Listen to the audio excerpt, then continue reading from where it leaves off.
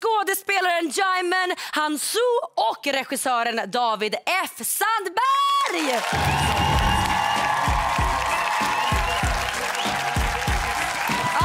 Welcome home, David.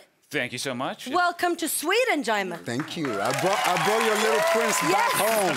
And your first time here, right? My first time here. How did you pitch Sweden to Djimon? Well, I didn't tell him about the snow and the cold. He wouldn't have come. He was a little bit shocked coming here. Yeah, so what do you think?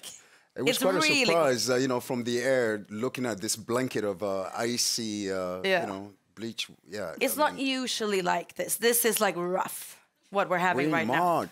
Pretty much, yeah. Yes. It's a lot, I mean, it's a lot. Yeah, you wanted to come here in the summer, and that's about Absolutely, but it looks like it's a beautiful city, so I really would love to see it in the summer. Yeah, I can take you out in the summer. Okay. You and I. Thank you. Great. But we actually have two models in the studio right now, because your career didn't start as an actor. You started out as a supermodel. As a model. How did that start? Accidentally, because originally I wanted to start as I wanted to get into the cinema and the movie industry, but I was living at the time in France, in Lyon, and then I moved to Paris, but it was still, the industry was quite narrow at the time, so I didn't see the opportunity to exercise that dream, and so it's up until the time I was working, or I started as a model accidentally with Thierry Mugler in Paris, and he's the one who took me to Hollywood, and there I discovered that, you know, Hollywood makes the best and the biggest films. So the minute I saw the opportunity to become an actor, I just completely changed. And you got from there to here? From there, I just... To my show. Exactly. My temporary job was at ICA Maxi. You were like, my temporary job is a supermodel. Yeah, then I'll go on. Right. Like, yeah. It was pretty much like that. Yeah. Yes, David, your career started out a bit differently. Look at this. Oh. What the hell is going on here? Yeah, I started out in our apartment in Gothenburg trying to make movies any way I could, and then you have to do everything yourself, you know, model for your animations and like light it and everything, and that's, yeah, me with arms painted black as I was trying to animate a monster that was all black, and yeah. But how did you get like from the floor to Hollywood? Yeah, that's a good question. Yeah. No, it's my wife Lotta and I, we made a little short film called Lights Out that went viral a few years ago, and all of a sudden, just like overnight, like everyone in Hollywood started calling, like producers and agents and managers, and it's like, it's a 2.5-minute short, and it led to all of this. Like that's why I'm here now, which was very shocking. But do you feel like you get like, oh yeah, do you get treated differently in Hollywood as a director than in Sweden? Very much so. They don't really have jantelagen over there, you know? Do you know jantelagen? No, what's it's like no one's sort of better than anyone else. Everyone's like treated equally, like, you know. Right. But in Hollywood, it's always like they really spoil you as a director. I noticed that really quickly, and like they want to keep you happy. So like on the first Shazam during pre-production, we were in this conference room where they always had this candy, like Maltesers, you know, on the table. And since it was there, I was like, hey, you know, free candy. I'll eat some of that. And every time we went there, I ate some of the candy, and someone noticed. It was like, oh, David really likes that, you know.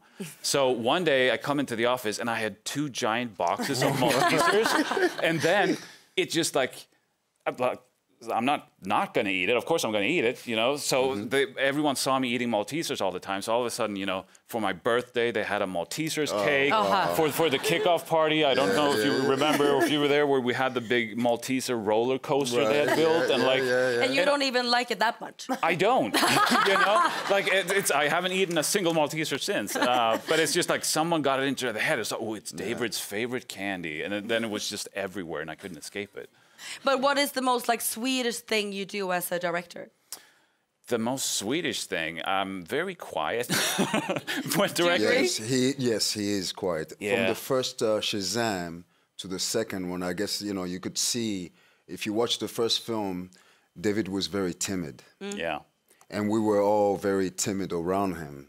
Because it's rare to see a director that timid. Okay. And so we were all somewhat concerned. You know, and some of our, some of us actors will get together and say, "You think he's receptive to my work? Maybe he's not." You know. Yeah, so I noticed that actors going like. Did you like it? Like, do you hate it? Like, you can't read his face. So everybody was going to him and with questions, and he was still very quiet and very distant, you know. But the second time around, you know, he got a little bit comfortable, and you know, and so is everybody because everybody was so much more invested at this time. Yeah, but you got like a huge budget for this movie. Yeah. What was like the first thing that came to mind when you saw the numbers? Well, I mean, the crazy it's. Well, first of all, it's awesome to play with all these toys. But it's kind of strange the things you get to do because it's like blow up all these. We blow up so many cars in the movie. Like how many did you blow up? Because I've seen the movie. I don't even know. I mean, they're not even all in the movie because we cut some of them out because it was just like this is getting silly. Like it's just every car can't blow up, you know. Right. But it's strange getting to that point because I remember like living in Sweden and being broke and like trying to buy a car here, like a used car for like 14,000 or something like that, and like that was a big struggle. And here's like, we'll just blow this one up and we'll crush this one. It's like I could have used all of ththese cars, you know, like it's Oh my god. Hoppas att ni tyckte om klippet. Vill ni se hela avsnittet, då klickar ni här så kommer ni in till Discovery Plus där vi bjuder på tårar, skratt, hemligheter, vad vet jag. In och titta.